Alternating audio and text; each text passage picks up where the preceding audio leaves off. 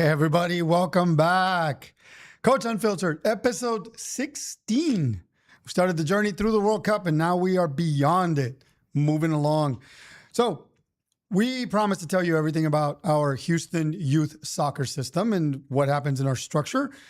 Let's start off with simple stuff. It's tournament season in H-Town, which means about 1 month away from seasons starting everywhere. There are a ton of soccer tournaments starting. All right. But with that in mind, let's start off with the reason we're thinking tournaments. Mr. Gianni Infantino is back in the news cycle. Well, I don't think he ever left. And there he is. Yes, the evil overlord. Biggest thing for Gianni Infantino is, of course, the World Cup, right? He tried to monetize it, not in a bad way. I understand that people look at it and say, well, you know, he's trying to suck money out of people. On one hand, yes. On the other hand, you're dealing with an organization, soccer in general, that's not able to run as a for-profit business. So money, for example, FIFA, they don't retain anything. Everything's used for operations. Everything's used for prize monies. Everything that works on the national scale, they pay for, plus the salaries. Now, I wouldn't doubt that they give themselves a bonus or two for having such a successful World Cup. When it comes to club, then, this is where they operate close to the youth soccer structure. Youth soccer structure, pay for play, which no one likes, is designed to generate income. And that's just how it works. So he is trying to come up with a model where all the nations are essentially club parents, and he's the club they're paying into. If he has that income to come in, then he can operate and do many things. Now, this is the interesting thing.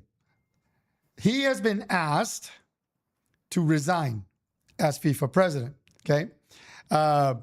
Check that out right there, right? He's been asked to resign. He is being pressured. There are groups of people protesting saying, you are trying to monetize, end the greed, stop this now. And he's basically saying, show that image again. Yes, yes, yes, I will meet with the executive board. I will discuss the matter behind closed doors, and I'll get back to you once we come to a decision about me continuing as president. Thank you so much for your attention. That's exactly what you're hearing, because he does sit on the executive board, and only the executive board gets to vote on whether he goes or stays. Every member organization under, right, U.S. Soccer, CONCACAF, everyone can protest, say, we vote, we issue a vote of no confidence, we don't want him. That goes to the executive board. They meet and say, we're good with you. Okay. Then they just turn around and talk to them. But wait for it. He's back in the news again, but not because of just the World Cup. Okay. FIFA issued a warning to all of his critics. And this is interesting. The executive board turned around and said, hey, the project has been withdrawn. Right? It was agreed FIFA will no longer tolerate any attacks on its integrity, on FIFA's integrity, good governance, and due process, and will take necessary measures to protect and safeguard its name and reputation. So you're being told that this is just not going to work out the way you think it is. We can't get rid of him. And even if we were to, that's none of your concern. Don't worry about it. It is what it is. So they've already issued their warning. But why is he back in the spotlight again besides the warning? So let me show you this. Image number 3, please. And I'll get right into it. You see, Mr. Infantino has not just tried to sell the rights to the World Cup to have income come in. He apparently was trying to do this with the European Super League. Now, if you don't remember, in 2021, right, there was a European Super League that was going to be played. And here's how this worked. 6 teams, the top European, 6 of the English teams. So you had Arsenal, Chelsea, Liverpool, Manchester City, Manchester United, Tottenham, the top 6 English teams, the ones that supposedly make the most money. And then 6 other European teams, AC Milan, Atletico Madrid, Barcelona, Inter Milan, Juventus, and Real Madrid. Those 12 teams were going to be founding members in this league. Essentially what they were saying, We are the top 12 in the European nation. Why are we playing 80 fixtures a year? If only these 11 matches really matter, those other teams are just kind of B squads. Like, we always beat them 5-0, 3-0. It doesn't matter. They're just, they're throwaways. So why do we need to play that? Let's play against competition that makes sense for us. So they were going to design this league to play against each other in between their regular games. They were going to play against each other, create a championship out of those 12 teams, and the winner would take like $3.5 billion home. The best part of it is if those 12 teams founded this league, any other teams that got added to this league, right, could be relegated. So the top 12, those guys could never lose their positions. So you don't have to qualify anymore, which means you never lose out on money. You always have broadcast money. You always have venue money. You always have tournament money. Always. But the other, let's say 8 teams they were going to bring on board, they could be relegated and they had to qualify every year, but not these guys. So this scheme came out, people saying, oh my gosh, this is going to be crazy. How do we do this? It's going to be fantastic. Immediately it opened up. They said, Super League is coming. The fans went nuts. Just like they did for the World Cup announcement. They went nuts. No, we don't want this. This is greed. This is ridiculous. Oh my gosh, oh my gosh, oh my gosh. They tried to cancel it. They wanted his head. They wanted the clubs to pay. The clubs were horrible. They said, we'll never watch you again. We're going to say no, no, no, no, blah. The reason Infantino's back in this is because the Guardian newspaper out of England discovered in leaked paperwork and emails that there was an actual non-binding term sheet when this was going on. The terms, FIFA was masked. FIFA and Infantino were given the internal code name W01, okay, as in world number 1.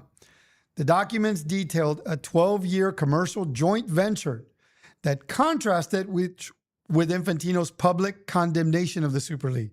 In other words, in public, Infantino was like, no, that should never happen. We shouldn't allow these greedy people to try to make money from this. No. Secretly, he was looking for more money from this deal because he was going to be the one organizing and running it. In the documents, and there he is again. So the biggest thing, right? He's like, He was looking for a bigger piece of the pie. Again, if he's organizing the money, he gets paid. Why not? That's just the way the world works. What was interesting to me is those 12 teams were trying to create a league of their own. Literally, that's the term, a league of their own, so they could play only the matches that matter to them. These are big money clubs. But why do something like that? The interesting part of that is the teams that were already going to qualify, no matter what. You can never be disqualified. Let's take Chelsea, for example. Arsenal.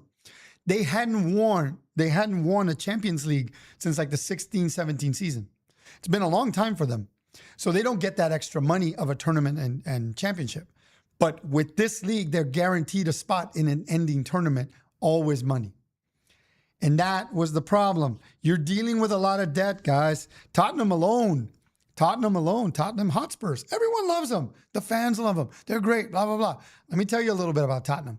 Tottenham is sitting on almost 600 million in debt. How do they operate? Loans. Banks loan them based on the value of the club. But they're so far under right now, right? To come in there and try to rescue them, imagine that, 600 million. 600 million. They need to make money. Now, they can take loans forever. And as long as they take loans, they're a viable business. Look at our product, give me more money. That's just how it works for them. But they're 600 million plus in debt right now. And this is right after the pandemic when this club structure was being thought of. If soccer cannot make money, how does it run? They're not volunteer organizations. These guys, right? These are clubs in your town. Let's say Manchester has City and United in their town. These guys make money off of the fans, off of sales, off of everything, ticket sales, stadiums. That's how they make their money. But if the fans say, well, no more, too greedy, not enough, where do you think that money comes from? So your clubs go in debt. Eventually the club fades away. If the club goes into relegation, if it's not in the top 4 spots, they don't advance into the championships. And if they're not in the top, I think 18, they go into relegation. You lose broadcasting rights. Your games are no longer televised. You lose sponsorships. You lose a lot. And so now it's up to the owners to try to finance your club until they come back to the championship level. It's interesting that this happens out there. And I'll tell you why in just a second. One of the things that people talk about, would this have worked if it had gone through? Most people think yes, if it had been allowed, but again, the fans really said no. They are really protesting the fact that it was even thought of, that we shouldn't think of soccer as monetary gain. I get it. I do. But black and white, big picture, money makes it run, guys. Now, let's focus on that. Coming back into the States, right? Coming back into what we do here in the United States, if you're looking at clubs, youth clubs, the pay-for-play model. I see a lot of people talking about the English model and the British and the European models, that you don't have to pay, volunteer until the leagues come in. The money comes from somewhere. The academies get paid by the clubs and they're financed from the clubs down. So if they're going to pay for your child's schooling, education, soccer, they have to generate income somewhere. If you don't pay, if you bring your child in for a tryout and he gets picked to the academy, they're covering $100,000 in cost a year per child. Okay, 10 kids is $1 million. And at that point, where does that money come from? Well, the clubs give it. They have to win tournaments. They have to get federation money. They have to go and get grants and loans to cover these expenses. So there's kind of this trickle down effect to the profit. And in the States, because of the way it's done, the pay for play model exists to fund what they need. So 10,000 parents, oh, that's exaggerated. Let's say 1,000 families are paying, right, $2,000 a year. That's a heck of a lot of money coming in. If those kids only get 2 practices a week, right, the lower tier teams, and you only have to pay coaches so much, the rest of the money goes to fund the squads that need to travel, that you need to pay for the hotels, tournament fees. The bigger the tournament, the more fees you pay. There is no cash money awarded for the tournaments, which is the interesting part.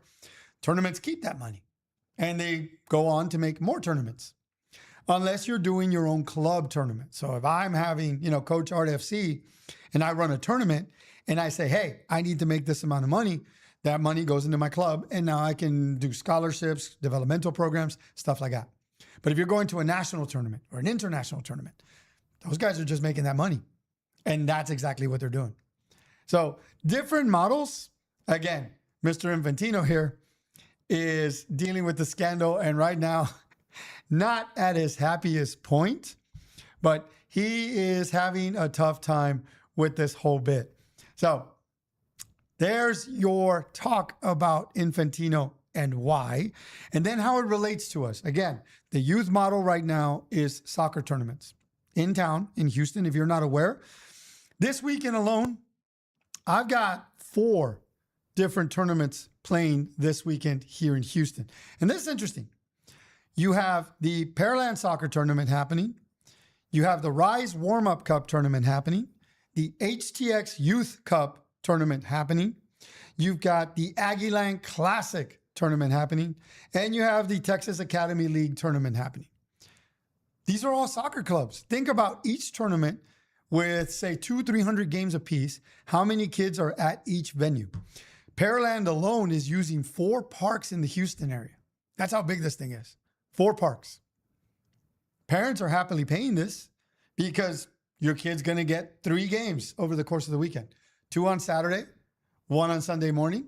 And if you qualify, you go to the championship round, which will be your 4th game of the weekend. All right. Problem with the model? We'll get to that in a minute. The biggest thing then is who's making the money? Well, Pearland Soccer is financing their club with this tournament. HTX, same thing. Rise Warm-Up. Aguilan Classic, that's for girls' scholarships. Texas Academy League, one of the newer leagues in the MLS 2 bracket. Developmental, Texas Academy, MLS2. Those guys kind of go hand in hand. These are the kids that are hoping to move up to MLS2, move up to MLS Next. All of these guys are going to have their tournaments. Now, the venues are interesting. Pearland Soccer is using 4 of the public parks around town, right? HTX is going to use some of the finer fields up in the Woodlands. The Aggieland Classic is going to be at the Veterans Park in Bryan College Station. Texas Academy League tournament is going to be run out of GFI Academy. That's a soccer academy in the Woodlands. So everyone's got their venue. And which one's more prestigious? Where do you want to say your kid plays? That's where it comes in, right? The perception. Is my kid just a regular Pearland Rec League soccer player? Or is my kid actually playing Texas Academy League? I go to GFI Academy for my games. Where do you go? Oh, public park. These are the things that happen in our pay-to-play model, but it's the way it is, guys. Again, money's got to be made somewhere. And it's interesting. Throughout all that, even that, let's move on beyond youth soccer. You're now, let's say, semi-pro into professional. Volt is running themselves a tournament that's running through the summer. Now, Volt League is an interesting concept all by itself. Young man here from Houston, Sebastian Salazar, started a league.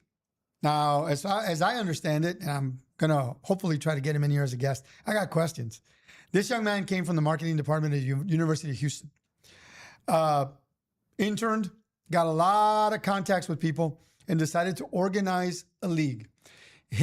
In his words, he said, when he was a child, he liked basketball. Nobody in his family liked basketball or understood it.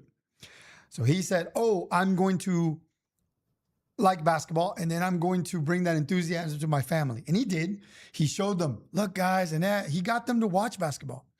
He thought to himself, if I can do that for basketball, I could do that for soccer. There's a huge community here. And again, he's just a super fan. So what does he do? He organizes it, puts a league together, starts out with 7v7 play, 5v5, eventually moves up to the big leagues of 11v11 full-size fields, and he's running this league. Who is he targeting? There are people that have left the youth system at, high school age or didn't go to college and are just hanging around town. There's talent. Whether it's a guy doing the construction job or working in the studio, there's talent out there that has been untapped. He went after these guys, the journeymen, and he said, hey, come play over here. This is going to be cool, and I will promote you guys if you play here. People bought it. They went in. He started promoting players. He did so well that he ended up promoting a player into the Kings League. So Gerard Piqué, former Barcelona defender, has a league called the Kings League. One of his players, Mauricio Garza, 24 years old, was picked up by one of the teams in Kings League. So he gave them exposure. Everything's about YouTube, streaming, everything's live. He wants to get these guys out there. And it's really interesting to see how he's doing this. So Volt League is doing a tournament now. They've grown to the point that they are now just running a tournament that goes from the beginning of summer through the end of summer. So again, now there's soccer all the time. If you weren't tuned into the World Cup, you can tune into him. He's running soccer tournaments. And Volt League has a tournament that the top, I think, 2 finishers in each bracket, or 3, got a special invitation to play in this tournament. Again, think about it. The elite 3 top players only had to play against each other in a tournament. Sound familiar? He did the same thing the European Super League failed to do over there. He did it here. Same concept. The elite teams don't have to play these lower teams. They didn't qualify. But these top teams are going to play each other in a tournament for a cash prize. I'm not saying anything bad about it. I think that's a great concept. I think the European Super League could have worked the same way if we had that. But there wasn't anything there. The fans revolted. Here, however, they accepted it. They said, yes, we like this. By the way, AC Juniors, I believe, has won that championship title 3 years in a row. So the same team, the same top team in Volt League has won 3 years in a row. Does that mean there's not enough competition? I think that they're going to slowly build up. There's one team that's really tough to beat. They recruit better players, right? Just like anything else. But the top 12 are working against each other and battling it out in this tournament. What's right and what's wrong? You decide. Question of the day for you guys. Is it better to have a league where everybody plays at all times in all tournaments? So the lowest team, let's say you have 100 teams, number 99 should have a chance to play number 1, right? They should have a chance to play number 1 because it's the, David versus Goliath thing. We love to watch the underdogs win. So what if they could win? What if they do win? Is there a way to do that? Would we watch it? Do we care? The fans do. The fans of that team does. So we need to understand what dynamic is going to work. As I said, he created this league and it works, guys. He's doing really good. So AC Juniors is doing really well. He got Adidas to sponsor them. So uniforms, balls, everything Adidas for this league. It's a cool story. So tournaments around town, everything's happening. Now, the other thing, next weekend, if you thought that was over, we haven't even gotten to Labor Day. You have the TYSL preseason tournament happening next weekend. And then you still have the HTX pre-Labor Day Cup tournament happening. Pre. That means there's a Labor Day Cup tournament coming. There's going to be 2 gigantic tournaments in the city for Labor Day. And people are trying to expand it to include more. You always have about 500 games per tournament. It's a lot of kids playing soccer in the next 3 weekends, guys. So, yes, no, maybe so. I don't know. So we'll see how it works. Okay. So we're supposed to have our special guest today. I don't know if he's showing up, but we're going to find out in just a second. Stay tuned for this commercial message, and we'll be right back. And I'll let you know if he's going to walk in that door just now. Talk to you soon. Bye-bye.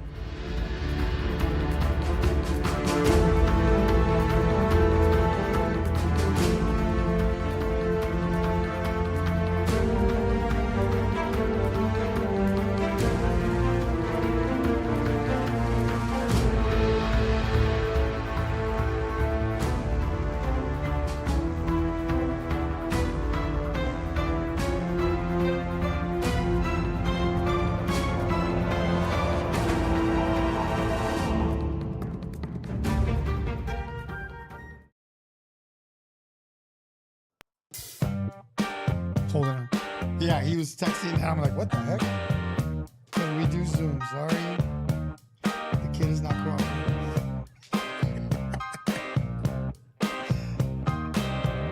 Okay, we're working on it. Stand by.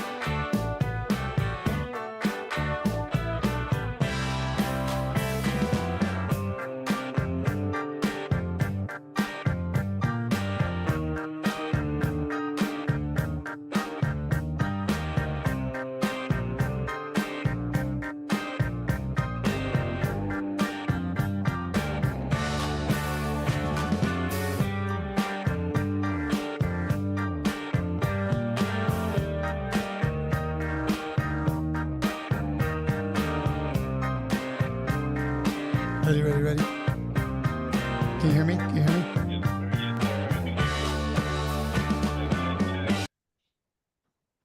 Oh, there he is. Can you see me too? Yes, sir. Oh my gosh, look at this technology. So are we on? We good? Because I think we're streaming now. Oh, hey. I know. Hello? 1. Okay, good. I'll move my mic over. All right, we got you. Losing a soccer ball.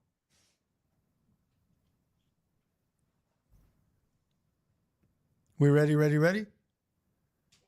Yes, sir. Yeah. All right, well, welcome back, everybody. That was a short, brief commercial break. But as you can see now, we got our special guest, Coach Jose Arredondo with Texas Hawks is back. Welcome back to the show, sir. How you doing? I'm doing great. Thank you for having me back, Coach Hard. Love being here with you guys. Awesome, man. So, yeah, we had a small issue this morning. No problem. Kids and pets, they never cooperate. It is what it is. But thank you for putting up with us. And so we're going to have a brief discussion for you. All right, so Texas Hawks, you guys are about to start season, correct? That is correct. We are about to get ready to roll and start our season for both and UPSL coming up. Okay. What about the youth leagues? Are you running the kids as well? Yes, kids as well, yes. What league are they going to play? Are you going to stay with TYSL? For now, this particular season, we're going to do 5 tournaments. So we're going to do 5 weekend tournaments. Okay. And then we're going to reconvene with the parents and see if they would like to stay in TYSL or try another league. So are you guys playing in the TYSL tournament next weekend? Not this next weekend. Okay. But one of the following ones, yes. Interesting. So, yeah, we were talking a little bit about before you came on, Infantino was back in the news, and it turns out that he was actually involved in trying to form the European Super League. And as we were discussing all this, I was trying to pair it together with the reason he's doing this, and he's being vilified. Yeah, I get it, right? Oh, he's selling the rights to soccer, whatever. But the way I see it is, from a business perspective, if you're looking to make more money, does it make sense to play the lower teams? And the European Super League was designed for 12 anchor teams to play only each other. So you had 6 of the top English teams, and then you had Milan, Juventus, Madrid, Barcelona, all these other guys. They were going to go play each other so they could have meaningful tournaments and then get a cash prize. And when I read that, I'm like, wait, this sounds very familiar. Isn't that what we do here in the States? Yeah, that's about right. Yeah, it's a very interesting take. I do think, however, that it does kind of take away from that experience of being able to play those lower teams. But I get it. It's a business. People want to make more money, even though they're already making millions. So it's definitely quite the topic you got there. The interesting part about that, so I was looking at it and thinking to myself, well, they're making millions, right? They're paying contracts, they're doing everything. But in 2021, Tottenham Hotspurs was holding on to $592 million of debt, which means they were operating in the negatives. You and I are familiar with the concept because you're self-funded, I'm self-funded. And if you go down into the zeros, you're like, oh my God, where do I get any more? So they're forming all these finances through loans. They have loans, short-term, long-term, small business, you name it, $591 million. But because they have a product, they'll finance them. So they're looking for a steady flow of cash. And that, again, that brought me back to our structure here, because we've said the pay-to-play model makes sense now.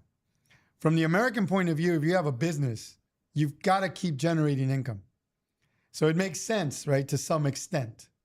But the way they were doing it was only these top teams. And I remember that there were leagues where teams were playing, and then they'd say, oh, let's go build this other league where we only play the top teams. And then those bottom teams created top teams and they went to play over there. And then the top teams from there said, no, let's go over here and now create a new league. And this is why we have what we have in the States. And it's interesting. Very true. Very true.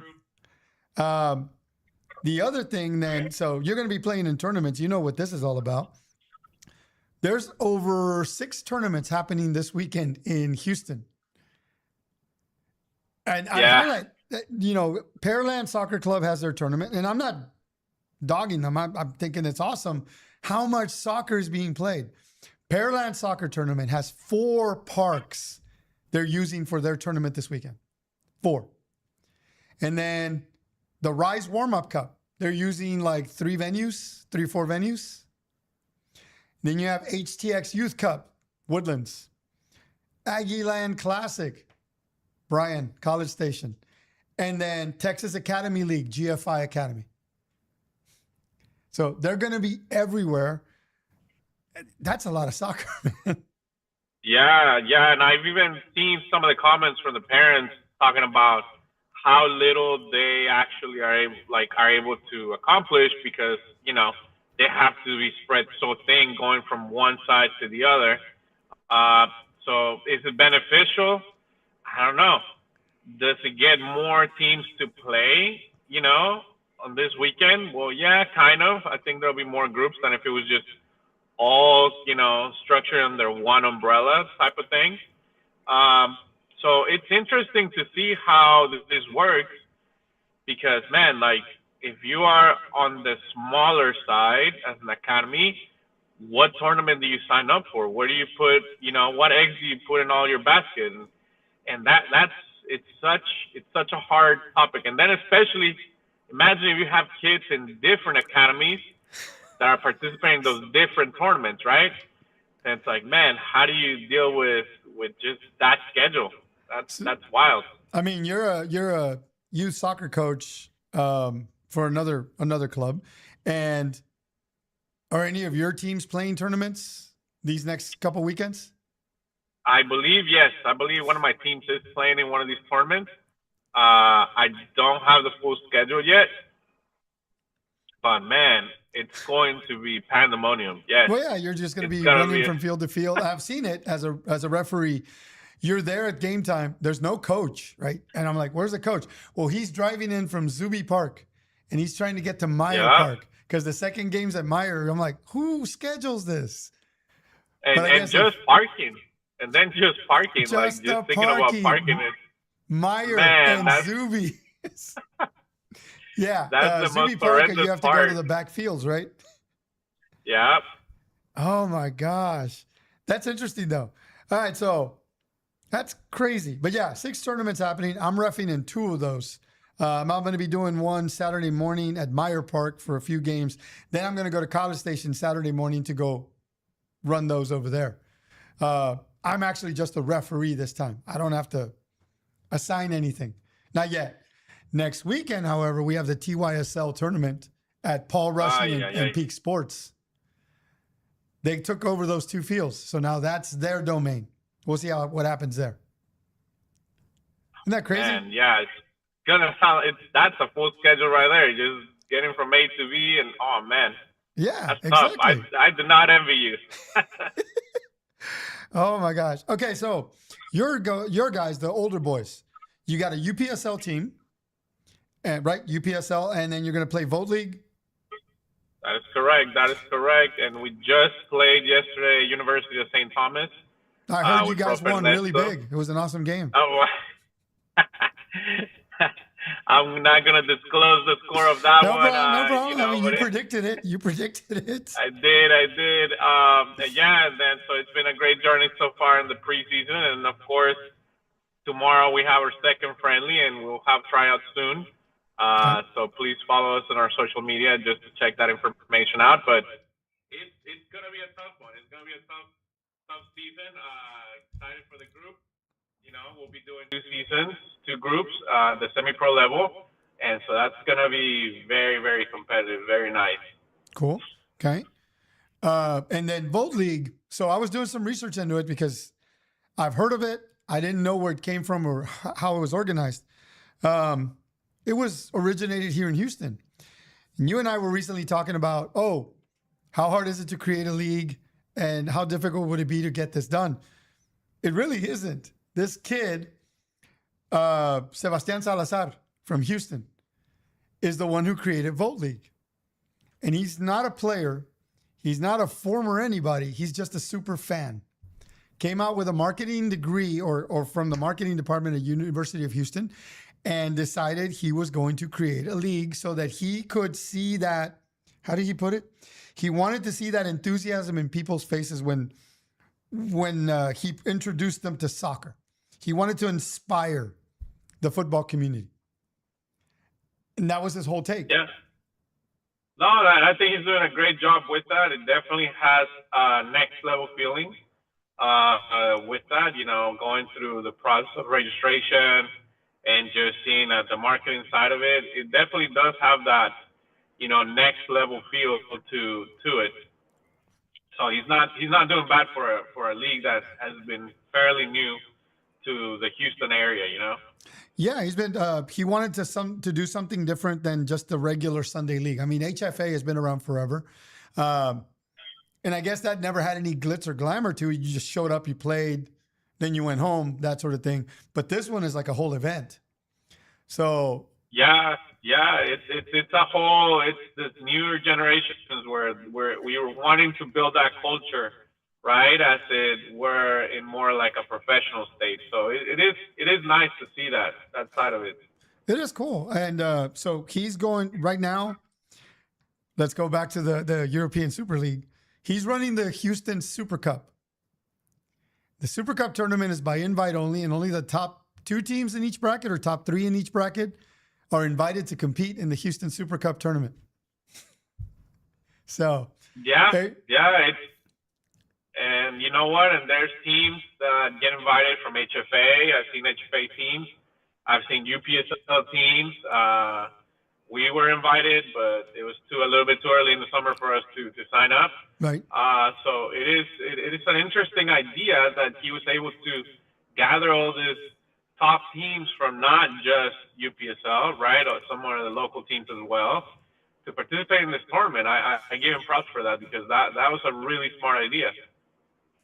And that's been like everybody's thought going, well, how do we know we're the best if we don't play these other guys? So if you're playing Division I HFA and you're playing UST and you're playing, Hawks and you're playing all these individual teams and you come out on top of all that, you got bragging rights.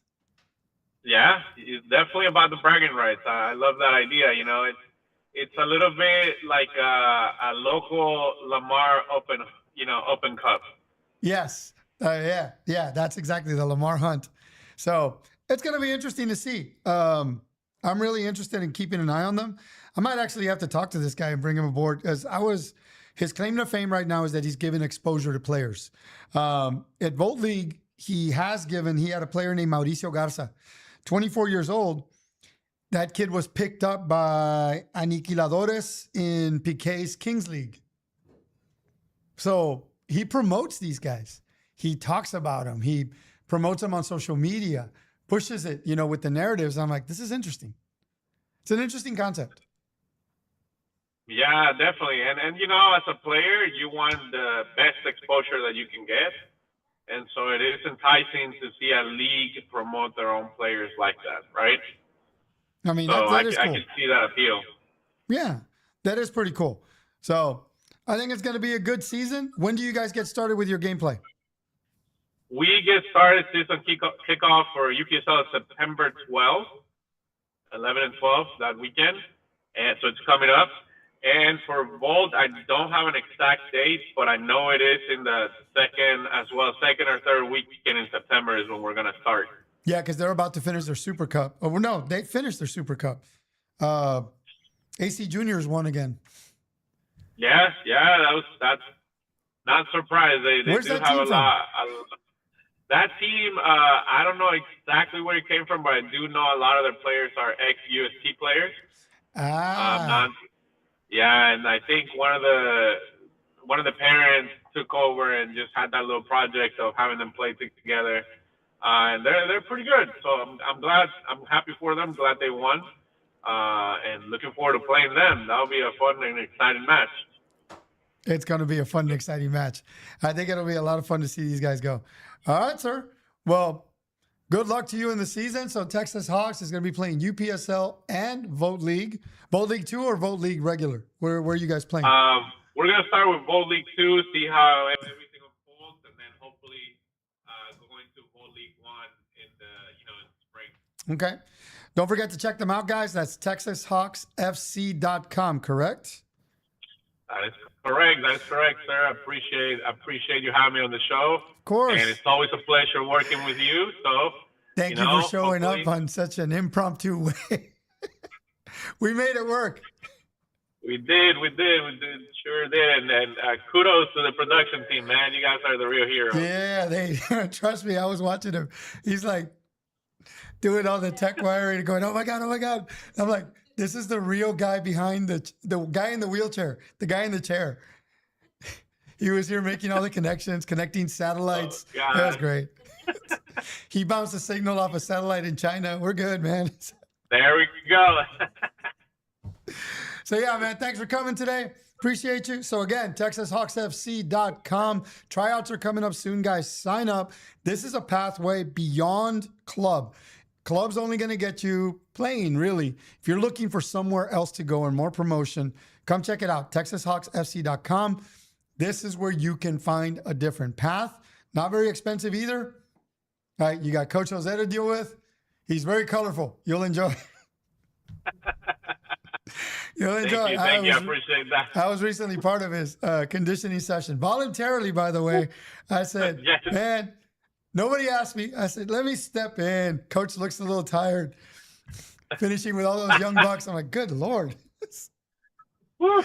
Oh, yeah, I was feeling it in the next couple of days. How you feeling now? You okay now? I think I'm ready to try it again, maybe. Ready to try it again. All right, I'll be there for that one.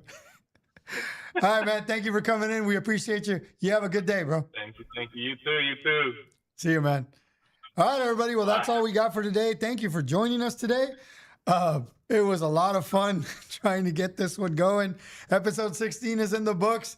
Thanks again to Coach Jose for coming on. Thanks to the production team here at Creatopia for doing this. This was insane, but it was awesome. Love it. So again, get out there, play it, enjoy it. Houston community, soccer's everywhere, tournaments are everywhere. If you're not playing, why not? You ready? Let's go. See you next time, guys. Bye.